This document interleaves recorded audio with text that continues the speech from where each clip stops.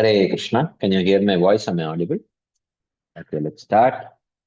Namo Vishnu Padaya Krishna Prishthaya Bhutale Srimate Bhakti Vedanta Swaminiti Namine.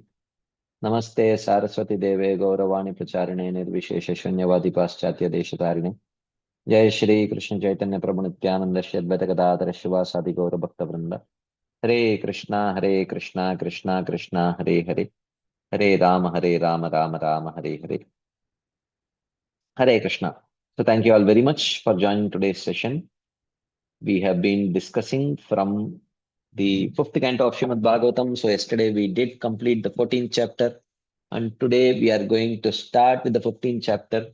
We have done sufficient revision of the 14th chapter, so I'm not going to revise today. So basically, we did discuss in the lineage of Priyavrat Maharaj. So basically the fifth canto discusses about the lineage of Priyavrat Maharaj. So if you remember in the third canto, Vidura requested Maitreya to speak about the lineage of Swayambhuva Manu. And Swayambhuva Manu had two sons and three daughters. The two sons were Priyavrat Maharaj and Uttanapad. And the three daughters were Akuti, Devahuti, and Prasuti. The lives of Devahuti was described in the third canto, life and lineage. More life lineage was in the fourth canto. And in the fourth canto, first the lineage of life and lineage of Akuti and Prasuti were described. Then the lineage of Uttanapad was described, even though Uttanapad was the younger of the two sons. But still, because Priyavrat Maharaj was so self-satisfied and he had no interest in ruling, he wanted to just focus exclusively on his spiritual practices. Uttanapad took over.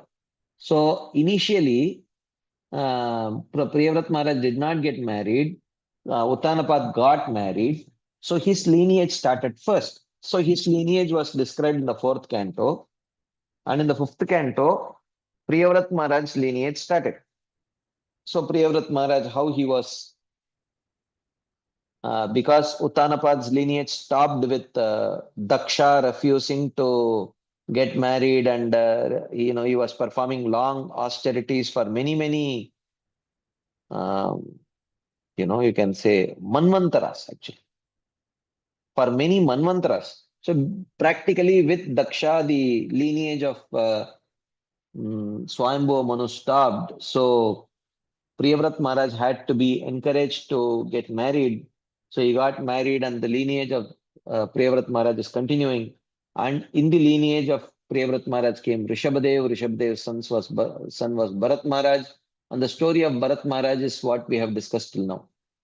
So now we will continue with the dynasty of Rishabhadev along in the line of Bharat Maharaj. We are going to discuss that. It's a short chapter. I will complete it early.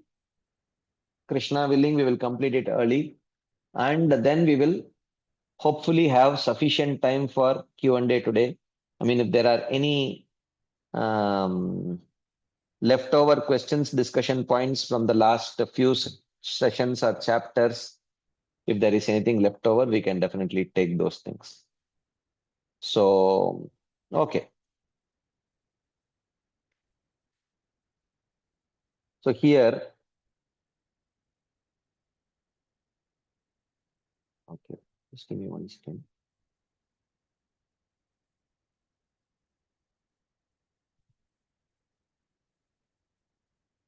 Okay. Shukadeva Goswami continues.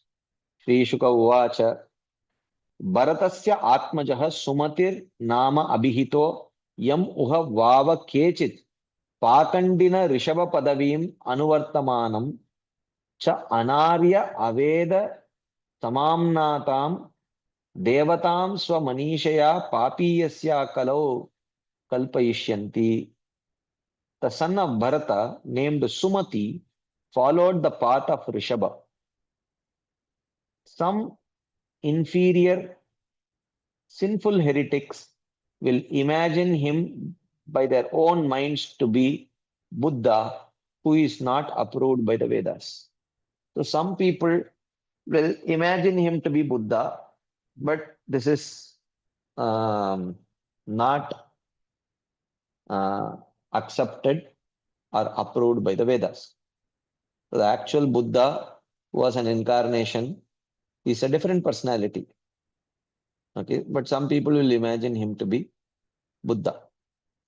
Summarizing this chapter in a single sentence, Srila Vishwanath Chakravarti says, in the 15th chapter, the glories of King Gaya and of the last king of Priyavrat's line, Viraja, are described.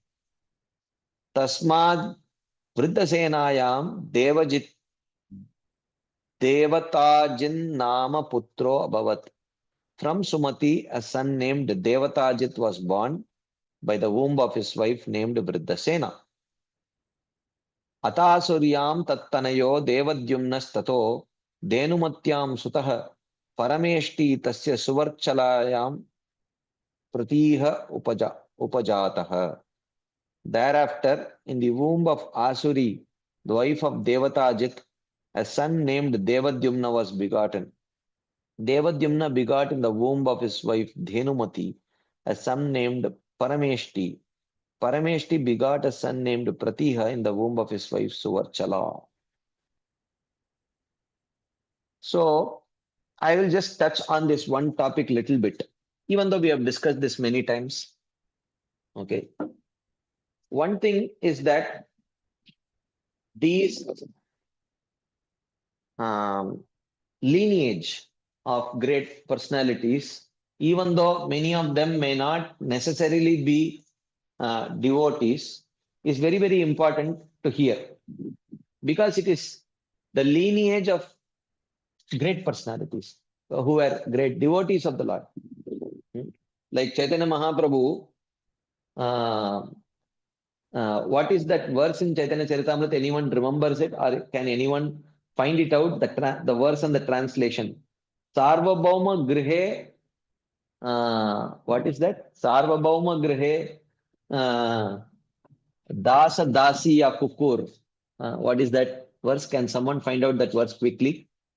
It starts with Sarvabhauma Grihe. Dasa Dasi ya Kukur. Everyone is very dear to me, like that Chaitanya Mahaprabhu says. In the house of Sarvabhauma Bhattacharya, whether it's a servant or a maid servant or a dog, everyone is very, very dear to me, like that Chaitanya Mahaprabhu says. Can someone find out that verse?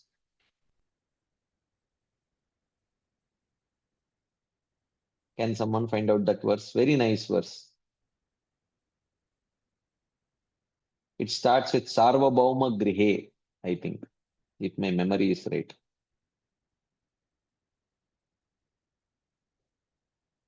No one has a folio. Can you not find that out? Yeah. Okay. Kindly give the translation also. Sarvabhauma Grihe Bunjan. No, not this, not this. Sarvabhauma Grihe Dasa Dasiye Kukur. Sehamora Priya Anya Jana Rahudur. Yeah, this is the one. Can you please put the translation? So everyone in Sarvabhauma Bhattacharya's house is very dear to me, including his maids and servants and even his dog, and what to speak of his relatives. Beautiful. Very nice. Thank you very much for finding this out. This is Chaitanya Charitamrita Madhya Leela 15.284. So this is the principle for the Supreme Lord. Anyone connected to a devotee is very dear. Sarvabhauma Grihe. Dasa Dasi e Kukur. Seha Mora Priya Anya Jana Rahudur. So this is the principle that the Lord considers anyone connected to a devotee to be very special. Anyone connected to, so he considers them very special. So So therefore, this discussing this lineage is very dear to the Supreme Lord. Is very dear to the Supreme Lord. Even though you may see that some of the personalities in the lineage of these great devotees were not devotees themselves. Like, for example, you see in the case of the very son of Bharat Maharaj, Sumati, he he was not a Vaishnava. He was not a Vaishnava. So here it says that the son of Bharata named Sumati followed the path of Rishabha. Some inferior sinful heretics will imagine him by their own minds to be Buddha who is not approved by the Vedas. Okay, it is mentioned that he followed the path of Rishabha. Of course, the proper path that Rishabhadev taught was actually bona fide. So it is not clearly mentioned that he was a heretic follower. But even in the case of great devotees, also you will see some of their children, they take up to the path of the father, some of them don't take up. Okay. Or sometimes you will see great devotees born into absolutely non-devotee parents. We have discussed this many times, but I will just touch upon this. Okay. First thing is why these lineages are there, because of this principle. Sarvabhauma grihe dasa dasi ye kukkur sehamora priya anya jana rahu dur. See, anyone connected to the devotee is very dear to the Supreme Personality of Godhead. So this is the principle of tadiyanam samarchanam. Tadiyanam samarchanam. This is very natural. That is why we had discussed before that the real symptom of love, is how you love those who are connected to your beloved. That is the real symptom of love. The difference between hero worship or infatuation and true, genuine, deep love is how you treat and how you value those who are connected to your beloved. How you treat those who are connected to your beloved. This is the true sign of genuine love. This is the true sign of genuine love. That is why we had discussed this before. Aradhananam sarvesham Vishnur aradhanam param tasmat parataram devi tadiyanam samarchanam. So, Lord Shiva tells, yesterday was Shivaratri. So Lord Shiva tells Parvati Devi that of all types of worship, worship of Vishnu is the best, but greater than the worship of Vishnu is the worship of his devotees. So now, this statement does not actually indicate the ontological position of a devotee to be greater than the Supreme Lord. So one may logically say that, look, if the Lord himself, or if Lord Shiva himself says that worship of the devotee is greater than worship of the Lord, and the Lord himself says in Bhagavatam, Madbhakta puja abhyadika. It is better to, worshipping my devotee is greater than worshipping myself. So does it mean that a devotee is greater than the Supreme Lord ontologically? No. What it means is that one's valuing and worshipping a devotee is actually more indicative of one's love for the Lord than direct worship of the Lord himself. That is why if you see a Kanishta Adhikari or a Prakrita Bhakta as mentioned in Bhagavatam, it is mentioned that he may sometimes worship the Lord with great love, but he does not respect the Vaishnavas. So which means worshipping the Lord without worshipping or valuing those who are connected to the Supreme Lord is not real love. It's not real love. That is why if you see, very loving, chaste wives, when they get married to their husband, they endeavor extra hard to establish a relationship with the husband's family. Why? Because when they see that the husband is very happy in their association, he does not want to take that happiness away from the husband. Because not that she wants to enjoy in the association of her husband, but she wants to give enjoyment. The same is true with the husband also. Okay. This is true tadiyanam samarchanam. Okay. That is why if you see Uddhava, he says, Asamaho charanarenu jushamaham syad vrindavane kimapi gulma lataushadinam. In the 10th canto, he says that after hearing from the gopis of Vrindavan, he says, actually, I would prefer to become a grass or a small bush or a creeper in Vrindavan. Why? So that he can receive the dust from the lotus feet of the gopis. Now here is Uddhava, who actually gets direct association of Krishna. He actually gets direct association of Krishna in Mathura. And of all the Mathura Vasis, he is the one who gets maximum association of directly Krishna. And the gopis, and in fact, in his current situation, he gets much more association of Krishna than the gopis. So he has every reason to feel superior. He has every reason to feel superior. But interestingly, he says, actually, I value this association more. Actually, I value this association more. In Brihad Bhagavatam also, Uddhava says that after hearing about the gopis, or after meeting the gopis, Uddhava says that actually I thought I was the most fortunate person in this world because I got so much of personal association of Krishna. But now I realize that I am the most fortunate person in this world, but not because I uh, I got personal association of Krishna, but because I got the personal association of the gopis. Okay. So this is actually tadiyanam samarchanam. This is true sign of love.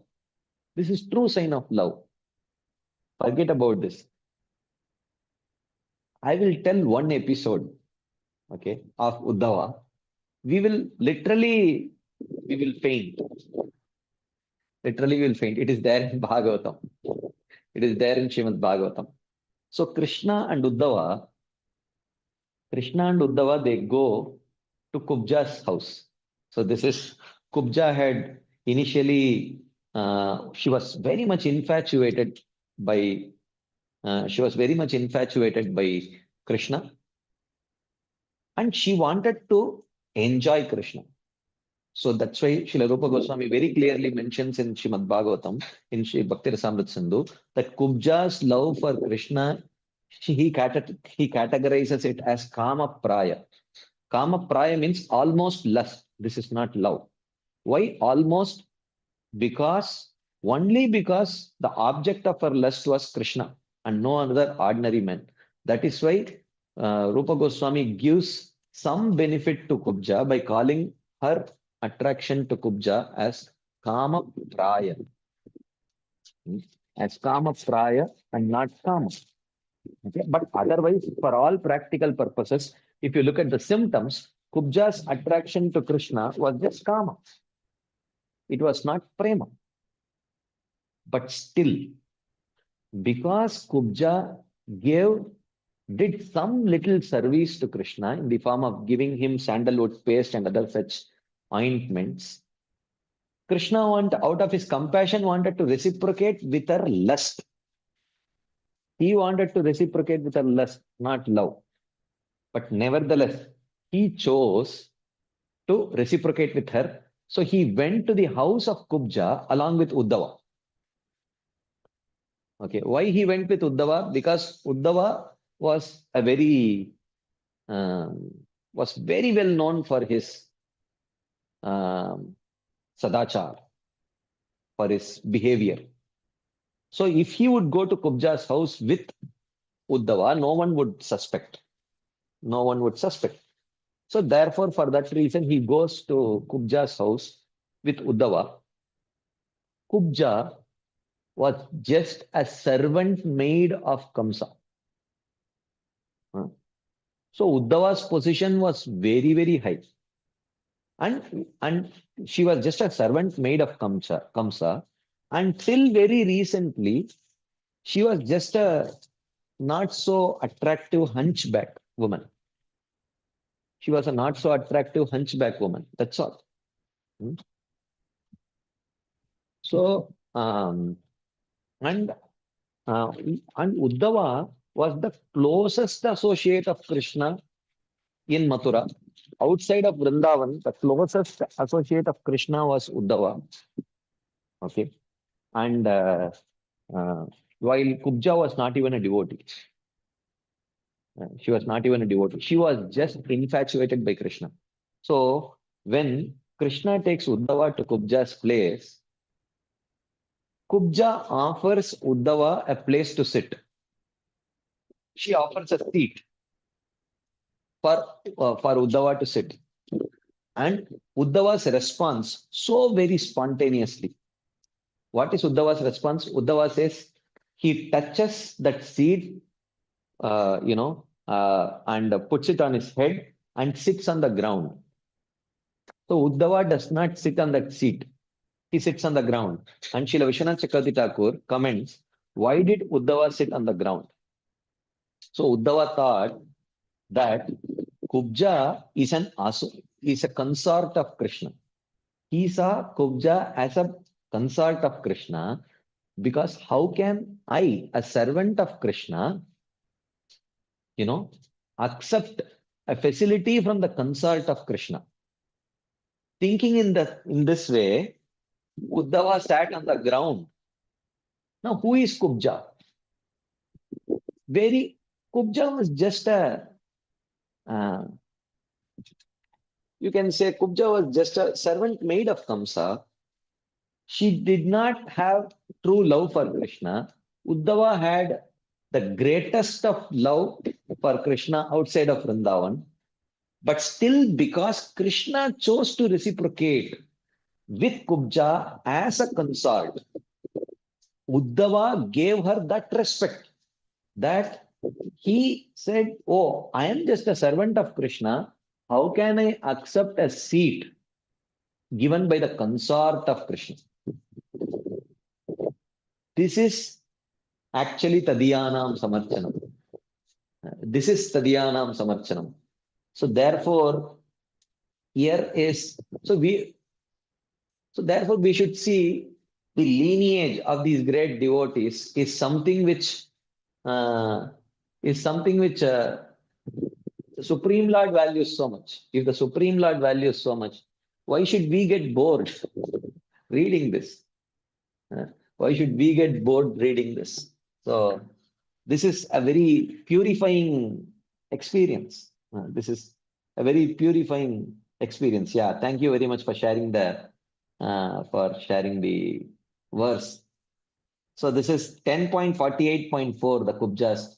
Tatoddavaha sadhutaya vipujito nyashida durvyam abhimrishya chasanam krishnopiturnam shayanam mahadanam vivesha loka charitani anuvrataha. Uddhava also received a seat of honor since he was a saintly person, but he simply touched it and sat on the floor.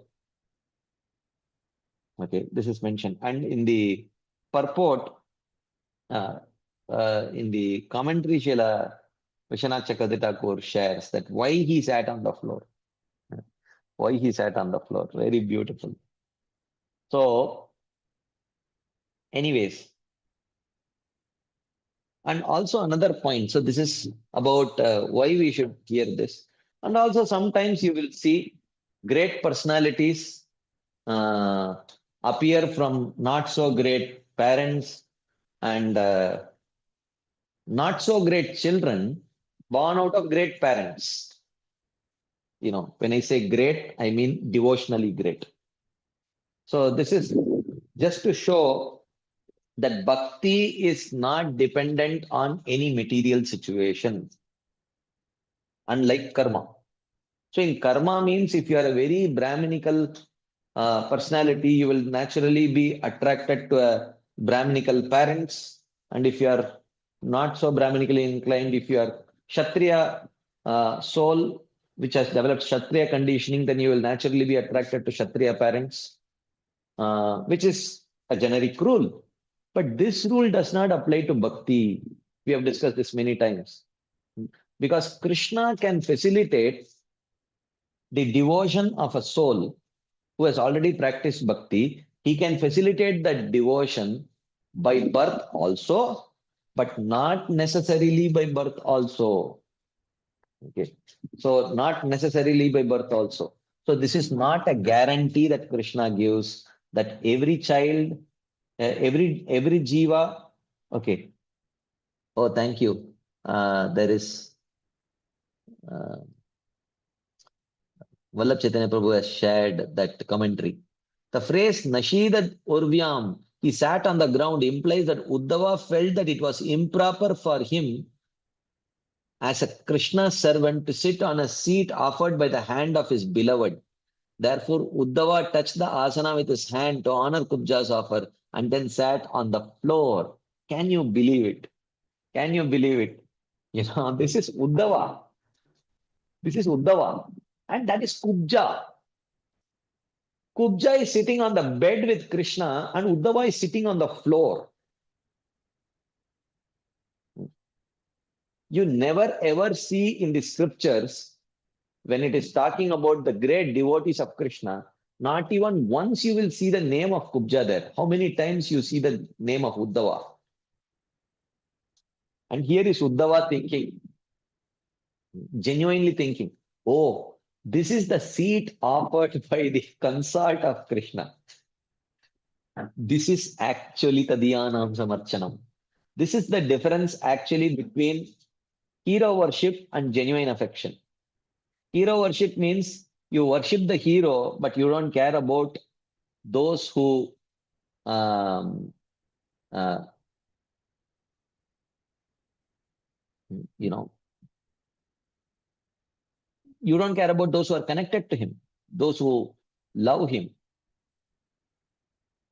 This is outright hero worship, actually. Anyways. Ya Atma Vidyam Akyaya Swayam Samshuddho Mahapurusham Anusasmara. King Pratiha taught the principles of self-realization and becoming purified, realized the Supreme Lord. So we are discussing the genealogical line of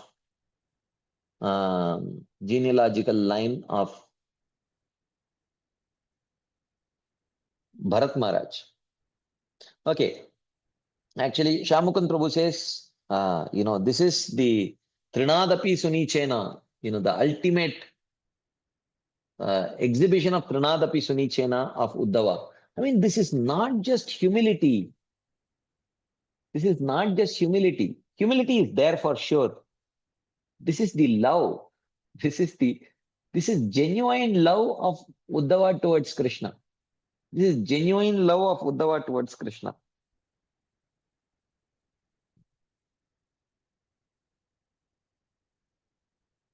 So then, Pratihat Suvarchalayam Pratihartadayastraya asan Ijja Kovidaha Sunavaha Pratihartuhu Stutyam Ajabhumana Ajanishatam. In the womb of his wife Suvarchala, Pratiha begot three sons named Pratiharta, Prastota, and Udgata, expert in performing sacrifice.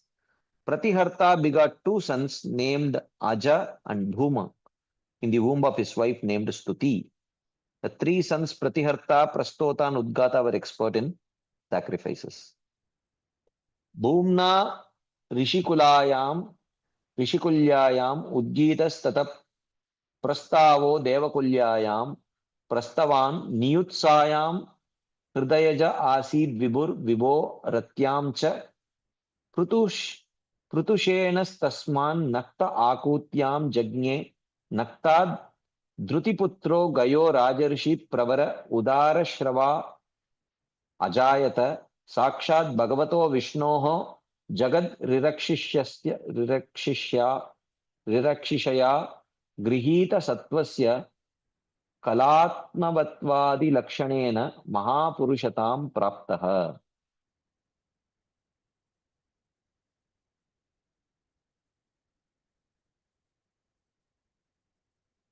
Okay. Keshapriya Mataji says that setting an example of Vaishnava etiquette. No, actually, apart from Krishna and Uddhava, there was no other Vaishnava there in that house of. Apart from Uddhava himself, of course, Krishna is not a Vaishnava, he is Vishnu. There was no other Vaishnava to set an example for Uddhava. Uddhava was so naturally doing it. This is how he naturally felt. Okay. The womb of his wife Rishikulya, King Bhuma begot a son named Udgita. From Udgita's wife Devakulya, a son named Prastava was born, and Prastava begot a son named Vibhu through his wife Niyutsa. In the womb of his wife Rati, Vibhu begot a son named Prutushena. Prutushena begot a son named Nakta in the womb of his wife named Akuti. Nakta's wife was Druti, and from her womb the great king Gaya was born. Gaya, the best saintly king of great fame, was a portion of Vishnu situated in Vishuddha Sattva, who appeared for protecting the universe. He was a great personality with symptoms such as knowledge of the Lord. Hridaya Jaha means a son. Kala here means a portion of a portion.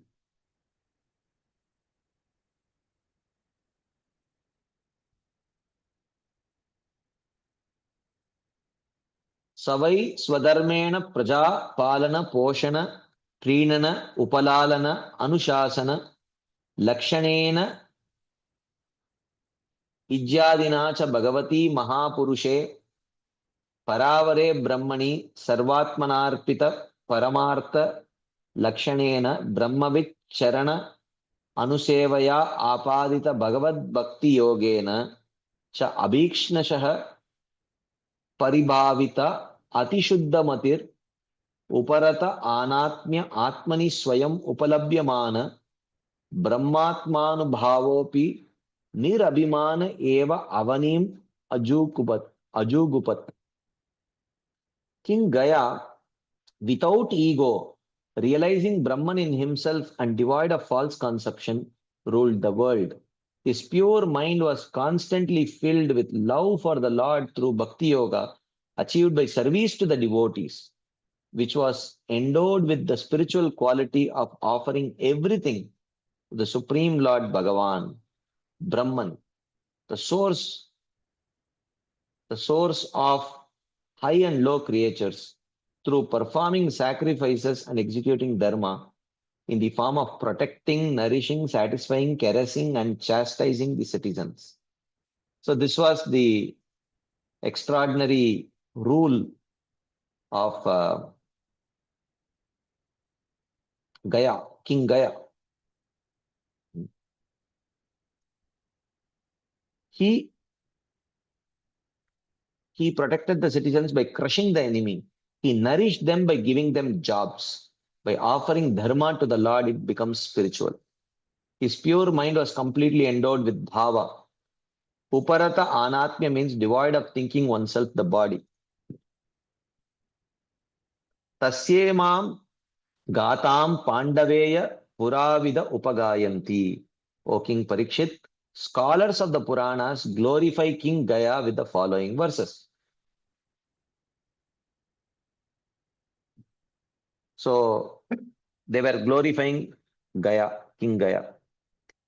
Gayam nripakka pratiyati karmabir yajva vimani bahuvid dharma gopta samagata shri sadasaspati satam tatsevakonyo bhagavat kalamrite.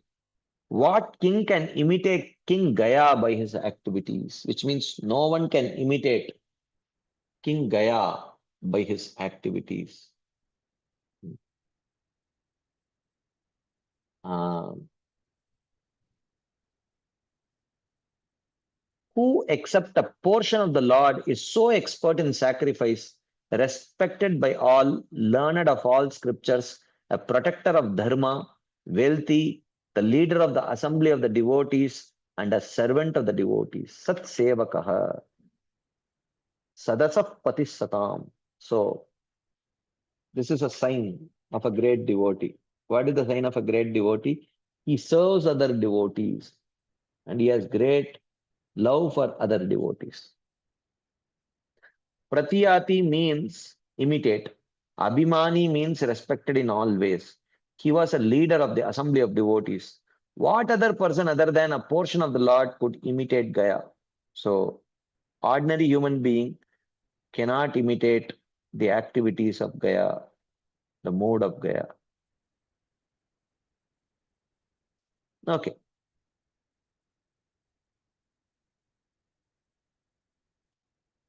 So then he says, Yam abhyashinchan parayamuda satihi satyashisho daksha kanya saridbihi yasya prajanam duduhedarashisho nirashisho gunavatsasnutodaha.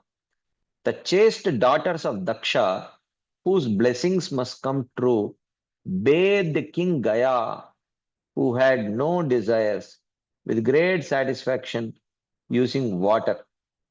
The earth, whose udders flowed on seeing the Gaya's good qualities, which were like a calf, gave all desires to the citizens. So just like this happened in Prithu Maharaj's case, everything, the earth and all the other things were giving profusely because of his very pious nature and because of his being a great devotee of the Supreme Personality of Godhead.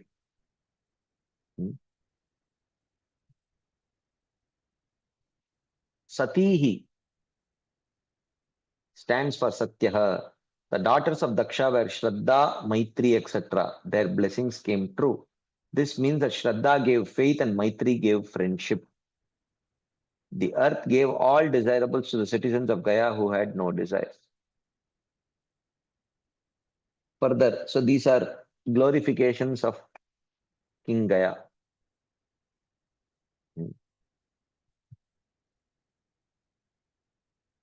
Chandamsya kamasya chayasya kaman duduhurajah krurato balim nripaha प्रत्यंचितायुधि धर्मेण विप्रा यदाशिषं षष्टमं शम्परेत्य. The Vedas yielded all desires to King Gaya, who had no desires. All the kings, satisfied with his fighting during the war, offered tribute to King Gaya. The Brahmanas, respected by charity, offered him one-sixth of their piety for the next life.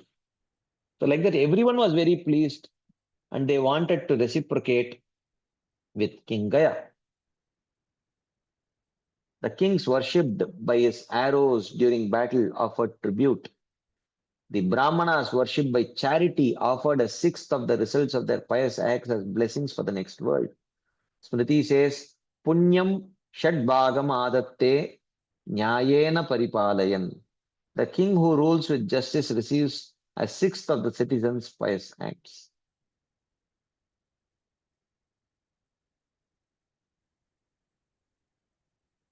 यस्याद्वरे भगवानद्वरात्मा मगोनिमाद्यत्युरुसोमपीते Shraddha Vishuddha चलभक्तियोग samarpiteja falamajahara. When Indra became drunk at the sacrifice of King Gaya from drinking too much soma, the Supreme Lord, the soul of sacrifice, accepted the results of worship offered with faith and pure steady devotion. What is the meaning here? Oh, okay. When Indra became too drunk, then the Lord personally came and accepted the offerings as worship directly. Such was the glory of King Gaya. Yat prenanad barhishideva tiryag man manushya virutrinamavirancat priyeta sadyas saha vishwajivah prita swayam pritimagad gayasya. When the Lord is pleased, immediately all the devatas, animals, humans, plants, grass, and all beings up to Brahma become satisfied. Yasmin tushte jagat tushtam. The Lord, the life of the universe, the very form of satisfaction, became satisfied at the sacrifice of King Gaya because of his devotion. The Lord, by pleasing whom all beings are pleased, who is the very form of satisfaction, showed his satisfaction. He said, I am satisfied at the sacrifice along with all beings of the universe. The Lord was clearly satisfied.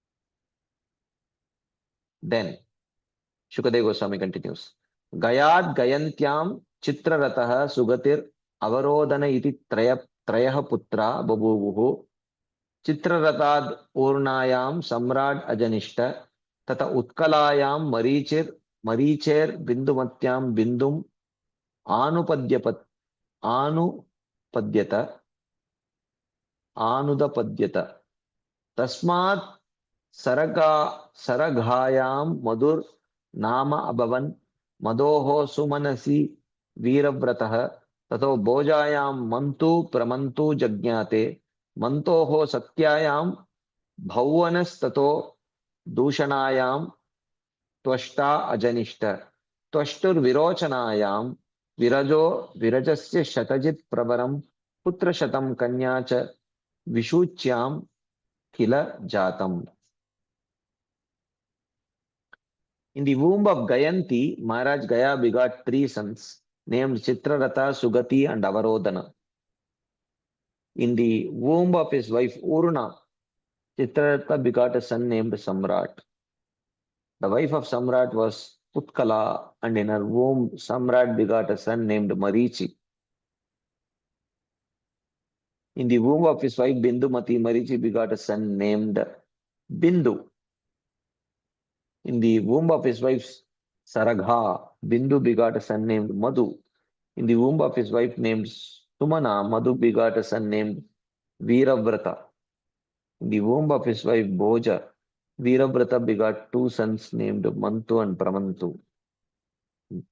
In the womb of his wife Satya, Mantu begot a son named Bhavana. And in the womb of his wife Dushana, Bhavana begot a son named Twashta. And in the womb of his wife Virochana, Twashta begot a son named Viraja. The wife of Viraja was Vishuchi, and in her womb Viraja begot 100 sons and one daughter. Of all these sons, a son named Shatajit was predominant. Tatrayam Shlokaha. Prayavratam Vamshamimam Virajas Charamodbhavaha Akarodhatyalam Kirtya Vishnuhu Suraganam Yata. There is a famous verse about King Viraja. He says, because of his wide fame, King Viraja, who produced 100 sons, decorated the dynasty of King Priyavrata, just as Lord Vishnu decorates the Devatas. Thus ends the commentary on the 15th chapter of the 5th canto of the Bhagavatam for the pleasure of the devotees, in accordance with the previous acharyas. Okay. Any quick discussion points, comments, questions, anything anyone would like to share, ask, add, either based on today's discussion or based on some previous discussions? We can take it right now. Just give me 1 minute. I'll be back.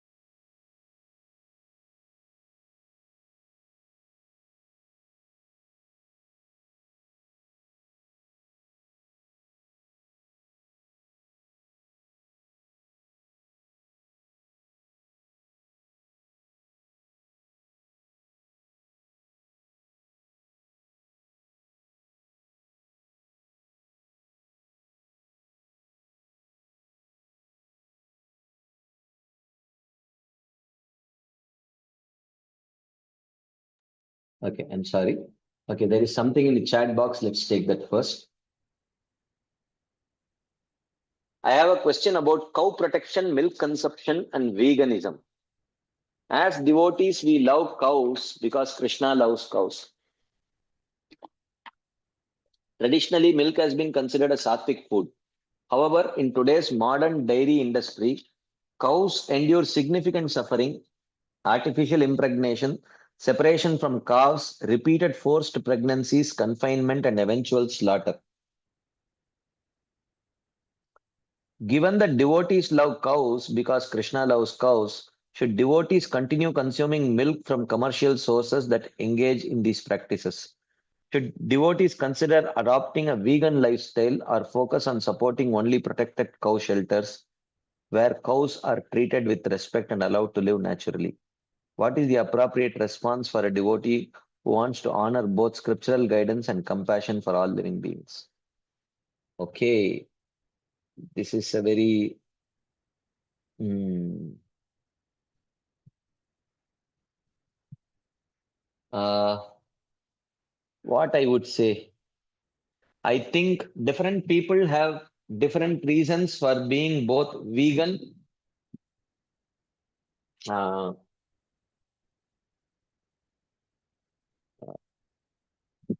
yeah, I agree. See, I don't think any Vaishnava would be uh, against protecting cows. I mean, that is definitely not. That is very important part. But how they choose to do it, the means may vary. How they choose to do it, the means may vary. Okay. So ideally, the ideal thing would be for devotees to adopt a cow. Uh, should they choose to become vegan? Many devotees, for the right reasons, they have chose to become vegan, which is perfect. Some other devotees have chosen to support cow protection in some other ways uh, by accepting uh, only you know what to say, uh, milk from protected cows. But some others yet they may stopping milk and milk products altogether may not be possible for them. While uh, you know purely milk and ghee and other things from protected cows may be financially not completely viable for them. Such devotees, whenever possible, they may choose to, um, you know, protect, you know, give some Lakshmi or contribute in some way to the protection of the cows. See, ultimately, what exactly they should do, they should not do, I cannot completely comment on that. As far as possible, people should contribute to protecting the cows and increasing and improving their actual um, standard of life. We should be dedicated as Vaishnavas. We should be dedicated to accomplishing that. But how individuals may choose to do it, I think we should leave it to the individuals. Is my opinion. Okay, in Srila Prabhupada's translation, text 29, chapter 14, previous chapter. The personal weapon used by Lord Krishna, the disc is called Hari Chakra, the disc of Hari. This chakra is the wheel of time.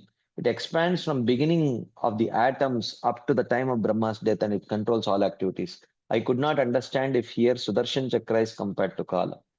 I mean, in one sense, yes, because the nature of time is to bring an end. So in that way, the Lord's chakra also destroys. So maybe it can be compared in that sense, not in a very literal sense.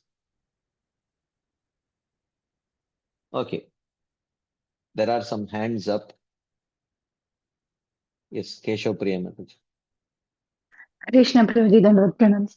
Dandavat. Prabhuji, explaining beautifully about Uddhava, which we discussed earlier also, Prabhuji, that etiquette, what he followed is out of love. And you insisted on Tadyanam Samashanam, like if you want to really impress the Lord, or attract his mercy, we should take care of his followers, like that you explained, Prabhuji, that has been taken care.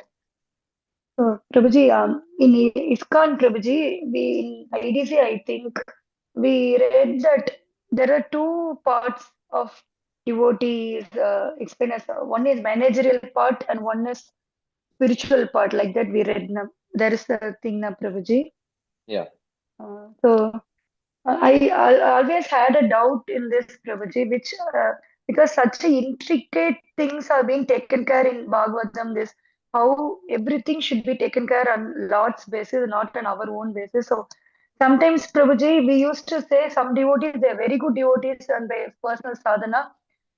When they come to the managerial position, they take some decision which which may not be, which should not be commented on their manager like that. They some devotees, I hear from devotees also, Prabhuji.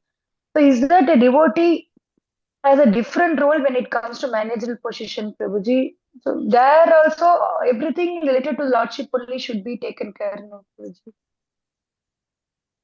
Yeah, I mean, managerially, see, different people may get their conditionings and other things may be agitated under different situations. Mm. For some people, they may be very good devotees, but you put people or resources under their control, it may kind of agitate their conditioning in a not so pleasant way. Mm. They are in general very good devotees, but different people, they may have a weakness for different things, different material situations.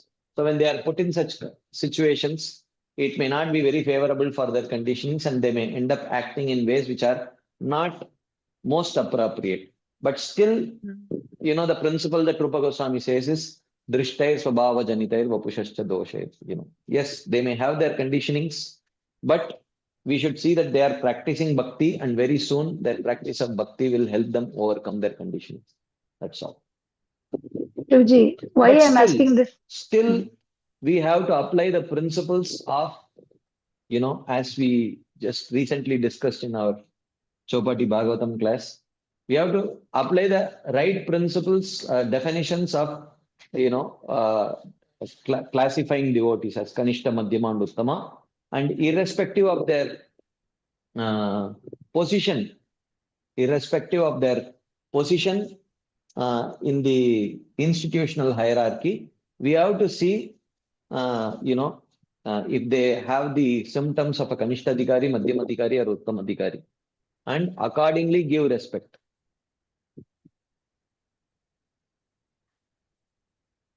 Prabhuji, Hare Krishna. Yeah. Yeah, Prabhuji, like why I'm asking this is sometimes, Prabhuji, just now you said we should see devotees that their condition is acting and they will soon, they will become, they will be cleared of their anathas and they will become wonderful devotee. Yeah. So earlier also we discussed many times, I asked this, Prabhuji, some devotees are engaged in some illicit or some activity which is not good, Prabhuji. But you have Mm. said that we should handle it maturely. You should, if they are doing good sadhana, then you should understand definitely they will come out of it, and you should handle it sensitively. Like that, now we have discussed many times, Prabhuji. But I am seeing in many places because of the managerial position, or I mean that commanding position, though they also know the devotee will come up very nicely, but they have to take decision which they even um, I mean, the devotee is taken out of the association or something like that. I mean, at least for managerial thing, devotees are forced to do something, na Prabhuji. Yeah, So, that is fine. So how to understand this, Prabhuji? as Mm, individuals, they may, as a managerial position, because you have to look at the what example it sets to the greater society. So you mm, definitely have to take a, call, yeah, depending on the seriousness of the blunder. A mm, call has to be taken from an institutional standpoint, but from a personal standpoint, mm, they cannot uh, stop devotees from helping them. mm, Uh, and they say that, look, institutionally we are taking a decision. I think mm, it is very important that this communication also goes through. One thing is to take a decision from an institutional standpoint, which definitely has to be taken. Otherwise, we will be setting the wrong example for others. If need be, you may even have to hand over the person to the police if need be. That has to be done. Okay. But at the same time, you hand him over to the police as an institutional person, but you may also arrange for him to whatever needed, maybe take him out in bail or whatever is needed from a personal standpoint. Okay, you understand? So from an institutional standpoint, you have to execute certain things, but from a personal standpoint, you have to ensure, maybe you ensure that he gets prasadam regularly. Maybe even though you only handed him over to the police and he was arrested, but while there, maybe if there is a provision, you arrange for him to get prasadam. And on a personal level, you maintain a good relationship and you ensure, and this education is also important. Okay, this education to others is also important. Yes, we have taken an institutional stance, but everyone can make a mistake and everyone can correct themselves. He has taken up to Vishnu Bhakti and he should be supported. So this messaging should be very loud and clear, so that as a leader you do both things, that you have done your responsibility in taking a proper legal action, but at the same time on a personal level also you should set the right example as to how Vaishnavas should deal with people who may have some problems. Nice. Thank you. Yes, Shridhama Sakapru.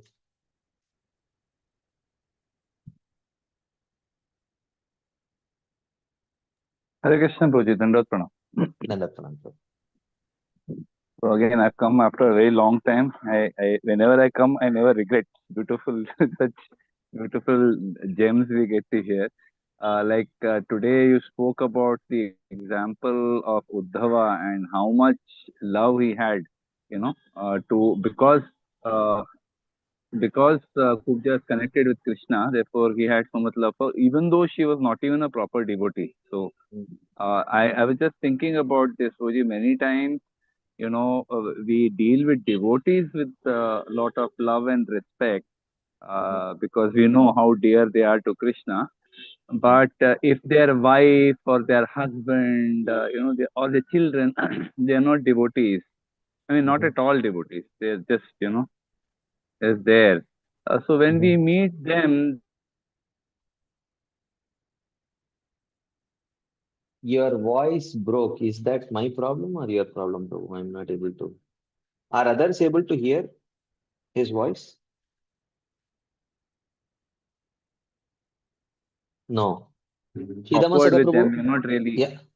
Prabhuji, we lost you for about 30 seconds. Can you please repeat? Oh, is it? Can you hear me now? Yeah. Okay, so I was saying that the Uddhava example, how with so much love he, he dealt with, how so much love he had for Kubja just because she's a consort of Krishna, though she's not even a devotee. So I was saying that when we interact with devotees sometimes, with devotees we are loving, we're respectful, everything, but when their wife is there or their husband is there or children who are not at all devotees, that time what tends to happen is we become a little artificial with them. We are not very natural. We just, kind of smile at them. And if they come for a program, we say Hare Krishna, we smile, we say thank you for coming.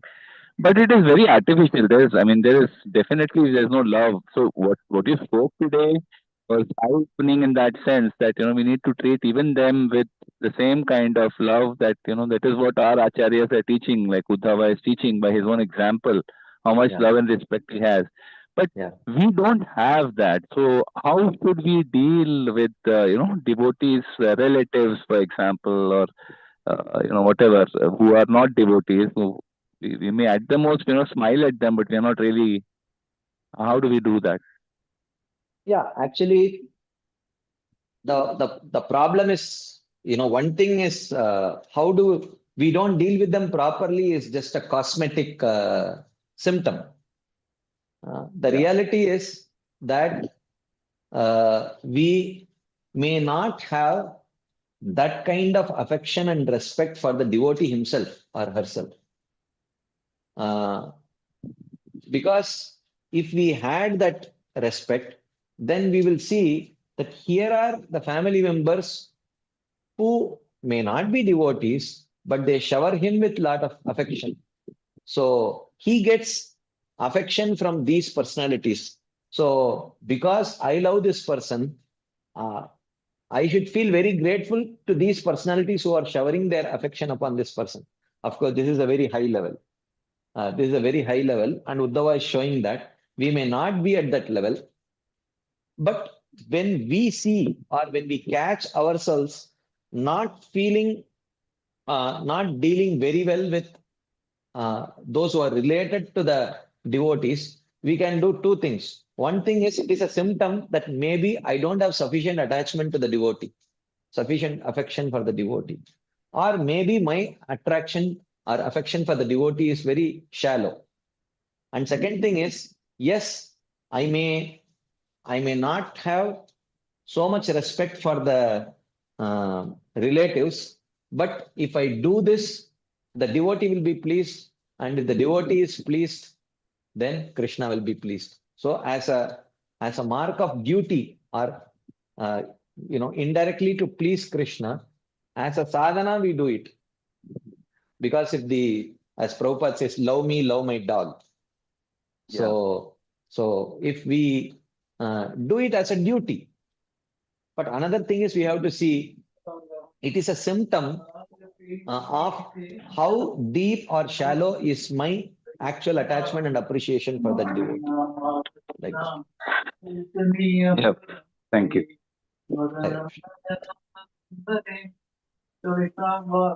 Okay, Sita Komal Mataji. Hare Krishna, Prabhuji, pranam. Prabhu, am I audible? Yeah. Prabhuji, my question is in continuation of Mataji's question, just Keshapriya Mataji's question. Prabhuji, when you answered that, as this thing, even if we'll have to hand over that devotee to the law, then also we should try to, help him whatever we can as a devotee, providing prasadam or other things. So, Prabhu, this we are trying to do because we want to rectify the devotee in his habits, and that we are doing it by taking the law of the land. We are putting him across to the under the jurisdiction of the law. So if we would really want to rectify the devotee, so that can't we do within the limits of the ISKCON?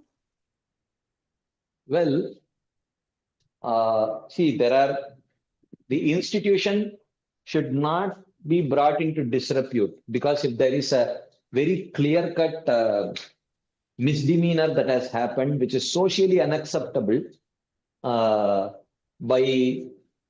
if it is serious enough, not that for every small thing we have to hand him over to the police. But if it is a serious misdemeanor, I said in the worst case, we may even have to do that. Not that we should always do it, but we may have to do it. Because otherwise the reputation of the institution will be threatened. So for that purpose, it may be needed that sometimes we may have to do, if the misdemeanor is serious, if it is seriously socially unacceptable. Okay. Right, Prabhuji. Prabhuji, I have one more question. Can I please ask? Yeah.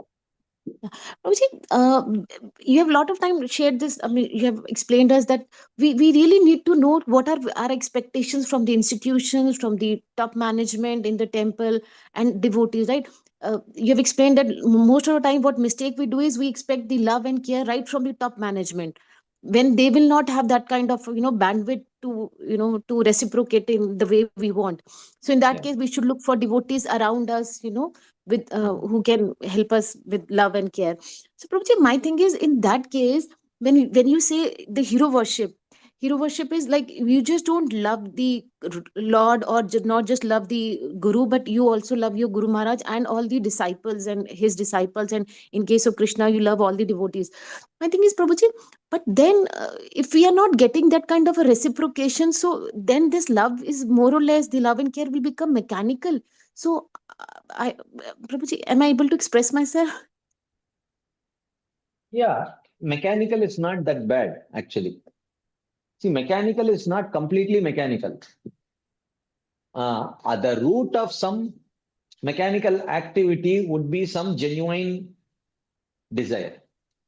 Because otherwise, nothing can be completely mechanical. Like, for example, someone does not like to study, but they mechanically study. Okay. So, but why do they mechanically study? Because they may not want to study, but they may definitely want a job which gives them money. So there is some attachment to money that is which is genuine. That forces them to at least mechanically study, which is good. This is a good starting point. Otherwise, 100% mechanical, no one will do anything. There has to be some genuine cause that will push some mechanical activities to be followed. There must be some genuine incentive for to which they are attracted to. So similarly, for us, we may not have genuine affection for someone, but still we may mechanically show that. That is because the genuine affection for the person may not be there, but there is some kind of genuine attraction to Krishna and a desire to please Krishna, because of which we may mechanically serve the Vaishnavas, mechanically serve the Guru, which is good, because those mechanical activities are also driven by some amount of genuine desire, or even genuine attraction to Krishna may not be there, but at least, so even our worship of Krishna may be mechanical, but we are at least some amount of genuine desire to progress in spiritual life may be there, which is driving that mechanical worship of Krishna, which is driving the mechanical service to Vaishnavas. So, which is a good starting point. At least we have some genuine desire. So when that desire, so because of that desire, if we do the right things, even though mechanically, gradually that mechanical performance will gain some steam. It will gain some natural attraction, and gradually we will improve.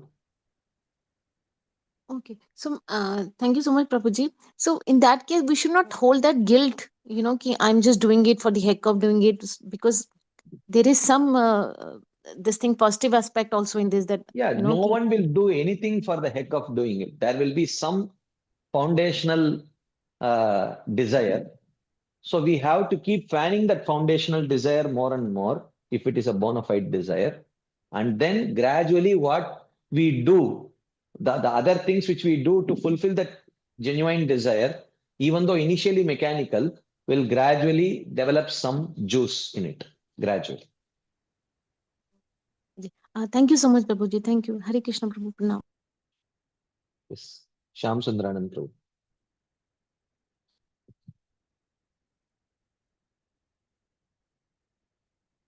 Shyam Sundaranand Prabhu, I have unmuted you. Hare Krishna. Yes, Prabhu. Dandavat Pranam. Dandavat. Sorry, yesterday I missed and today I joined late. I joined 15 minutes or so late, Prabhu. But my question is actually connected to what Keshav Mataji asked regarding the dealings with Vaishnavas, especially in the managerial things and all. What is gossip? In the thing is my essence of the question. When we see that some devotees who are handed over the managerial position, of course I never got to observe too closely, or I may have observed too closely, but I have not understood their actual personality, what is their actually spiritual position. But then they are powerful people on the managerial situation, right? Materially managerially, and sometimes we also might have received benefit from them also materially, even spiritually, right? So, but not everyone is perfect, and the decisions which they make are not always in line with the proper conduct or Vaishnava etiquette. Not even materially, even materially and spiritually also. In both sides, we see that there could be some decisions which are like questionable. But what I see that even the senior devotees, they don't correct. Often this happens, not once. Especially in our society, often that happens, and that could be valid reasons why that is happening. My question is like, what is termed as gossip?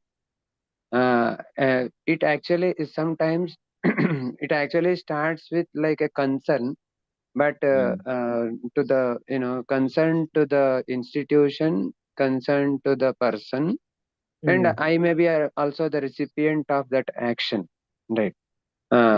In a remote way, right? Or in a direct way also sometimes.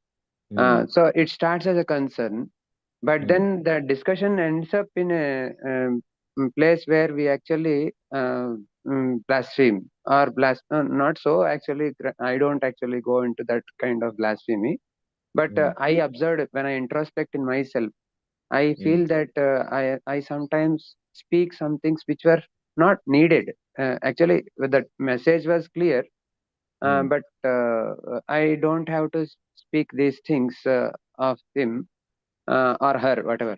So, how do I actually balance my consciousness also, whether when I am directly affected and indirectly affected also, and I also see the greater institution and see things going seriously the wrong way sometimes. Yeah, I mean, the worst thing to do is to go and find another similar victim who will also fan the gossip, who will also similarly be very interested in gossiping and complaining. That is the worst thing to do. The best thing to do is, because sometimes you can't keep it inside because it's too overwhelming. You have to share it with someone. So the best thing is to go and share it with uh, more advanced Vaishnava, and open it up to him, tell him and forget about it.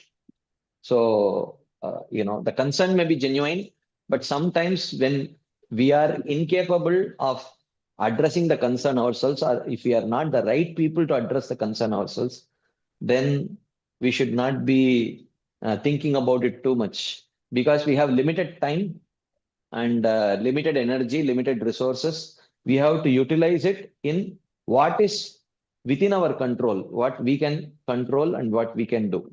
So, because that is optimum utilization of our time, energy, and everything. So, if it is beyond our scope, even though it might be a genuine concern, but by talking about it, only our negativity is increasing and our frustration is increasing. So better work within the realm of our zone of control. If it is within our zone of control, we do it. Because in this material world, there will be millions of things which will go wrong. We don't have the capacity to correct everything. But by spending time in those things which is beyond our control, we are losing valuable time which can be utilized in those things which are within our control. So that's how we should see. If it is not within my control, then this desire that I have to do things right, okay, that should be utilized in addressing those things which are within our control. Because within our control, we can do a lot of things right. We can set right a lot of things. May not necessarily be at an institutional level, but it could be at an institutional level, at the level of one's family, at the level of one's friends. We can set many things right, which is within our capacity. We lose out on that valuable time by cribbing and complaining about things which may be genuine, but which is beyond our scope of correction. So but still, there definitely will be things which are completely, overwhelming you from inside, even though it may be outside of your control. But in such cases, go to a senior devotee who is advanced, mature, and get it off your chest. Speak it out to him, and then you will feel relieved, and then move about. That's the thing. Yeah, Prabhuji. Actually, very valuable advice. I was just thinking because sometimes I just can't keep my mouth shut, and when I speak, and it actually lands me up in the problem. And actually, sometimes it is not my problem also, but Yeah. because my personality is just to speak, and then I speak and land up in problems. And I actually yesterday, I was also reflecting on this and having a discussion with someone. So actually, what you said is correct. Like this actually takes out so much of my mental space and energy, and actually, it even eventually, I am the person who am actually getting affected by this more than the person who is actually doing. Yeah. Correct. Yeah. Thank you so much, sir. Hare. Thank you. Yes, Leela Manjari Mataji.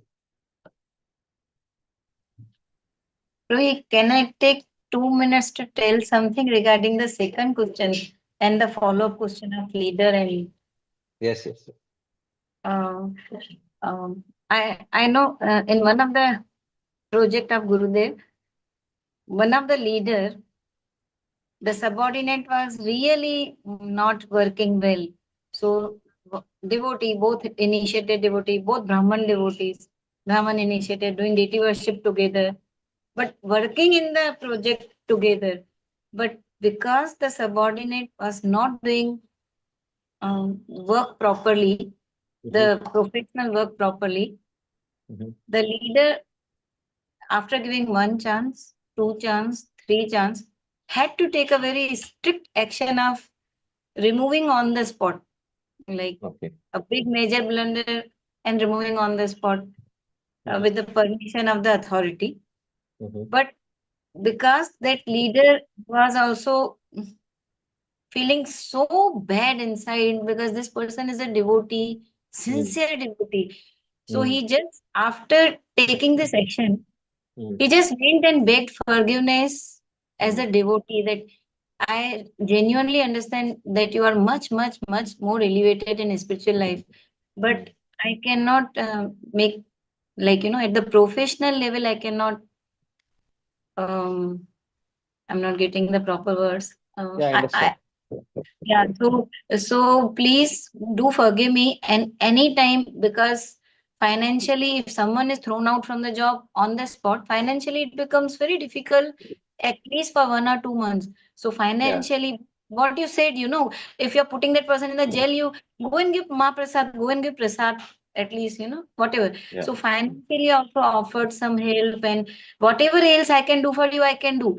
But regarding work and profession, we cannot tolerate, because if we tolerate one person like that, the others are who are not devotees, and they also, whether they are devotees or not devotees, they also follow chalta hai yahan pe, chalta hai attitude. So and seeing all this, sometimes we may not know the detail aspects. See, we just think that one devotee is throwing out another devotee, and that devotee is also so sincere. So we may just know the external aspects, but we may not know the inside what's happening in detail. Yeah. So sometimes we tend to judge externally. अरे ये devotee बन के भी ऐसे काम करते हैं, like devotee leaders are so insensitive. But sometimes you may not show your goodness to the whole world. That devotee leader cannot go to the world and world of devotees and show the seek clarification. See बाबा, मैंने अपने तरफ से सब सही किया है. नहीं, मतलब and the other way also, the opposite devotees who has been removed, वो भी जाके नहीं बोल सकता है बाहर खुलेआम कि ये डिवोटी बहुत ही अच्छे हैं, मुझे इन्होंने बहुत अच्छे से बाद में हेल्प ऑफर किया, बिकॉज समवेयर ना उतना अच्छा नहीं निकलता है मुंह से, बिकॉज इट्स सो डिफिकल्ट ना for that person to handle that situation. crisis, financial crisis is also difficult for. So he cannot go and spread around positive about the leader devotee. So Yeah. both are in difficult scenarios. But the third party, like people who are seeing around, me perceive it in a very very different manner altogether. Yeah. So we all need to be really careful about. Yeah. Yeah. Sorry, thank you.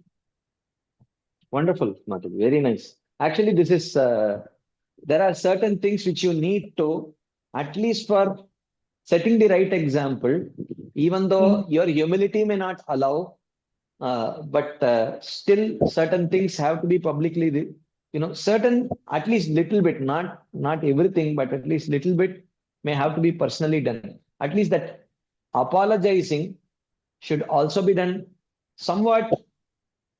Uh, I don't say that you have to do it on the stage. You invite him to the stage and fire him and then fall at his feet publicly. Not that way, but at least some public, this thing has to be there that, look, it is only a professional decision. It's not a personal thing. It has to be, even though, we don't have to justify ourselves to everyone, but nevertheless, because we have a position, we are setting an example for the greater society, not just on a professional front, but also on a devotional front. So certain things, even though we don't want, we don't want to show off ourselves as very benevolent people, nice people, but in such cases, certain things may have to be personally done. And the recipient of that also should say, he should go out of his way and say that, yes, I made a mistake and the decision taken was correct, but the devotee is so wonderful that he took a professional decision, but on a personal level supported me in all ways. If he genuinely received that and he feels grateful for that, he should not feel anything. He should actually be very forthcoming to communicate it to people, because this is, I would say, it is a responsibility towards the institution. This is a responsibility towards the institution because it is setting the right example for others also. That how on a professional front you may not compromise, but on a personal front you will go out of your way to help the person. So I think from both sides, they have to do it little bit at least. Do It it. has to be.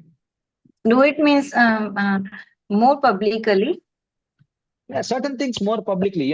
He may not say that how much money he gave him, to personally help him. Those things need not be, but then, personally talking with him nicely, publicly, those things have to be done, so that the greater public can understand that it's not a personal thing.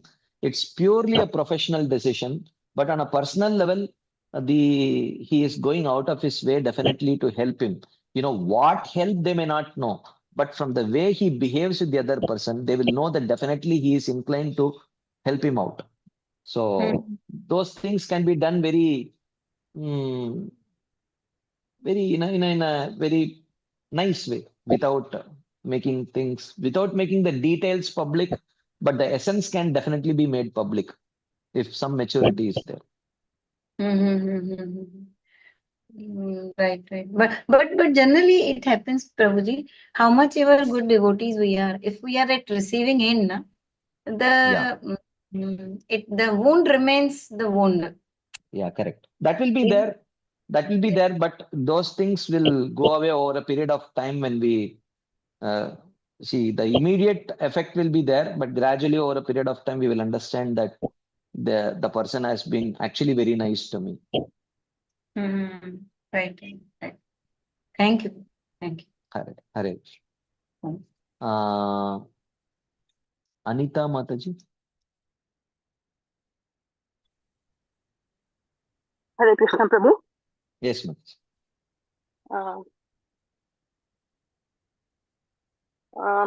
Prabhu, am I audible clearly? Yeah, you are audible, Mataji. I can hear you. So, Prabhu, Dandavad Pranams. Thank you so much for all your classes. continuing on the same topic, administrative. I wanted to know, how do we support or console the devotees who have been at the receiving end from some mishaps on the management part, where sometimes actually, as many devotees have said, the institution doesn't take corrective measures towards the managerial mistakes. And some devotees on the receiving end, we happen to be close. So how do we help them? Yeah. I had another question, maybe I'll ask tomorrow, Prabhu. Yeah. Well, if again the same point, if someone is at the receiving end, all that we can do is we may not be able to immediately rectify. That may not be within our power or position to do it. But we can definitely, it is within our scope to console them. It is within our scope to do some help to them, which is within our capacity. That much we can do. So, and that much may not be significant to rectify the mishap that has happened on their life on a professional front or whatever. But that is good enough to enhance our relationship with that devotee. It is good enough to make that person feel very close to us. So there is no loss. So we don't have to bear the responsibility of completely undoing whatever has happened to that person. That may not be possible. But whatever little we can, which is within our capacity, we can definitely try to do. That's my understanding. Can I ask another question, Prabhu? Or can we leave Yes, it for Madhu. tomorrow? Yeah, one last question we can take. Thank you so much, Prabhu. So the other question is, if we are on serving under some boards like the POSH committee or POSCO committee, what you told, openly apologizing the devotee for the action taken, it may not be possible because it has to be confidential. Yeah. Yeah. So that don't apply here, right? Correct. I agree. Okay. Thank you so much, Prabhu. Thank you so much. Thank you. Hare Krishna. Hare Krishna. Okay, so I think we will pause here. Thank you all very much for your patient listening and your enthusiastic participation. Srila Prabhupada ki jai, Srila Vishwanath Chakravarti Thakur Pad ki jai, Srimad Bhagavatam ki jai. Hare Krishna.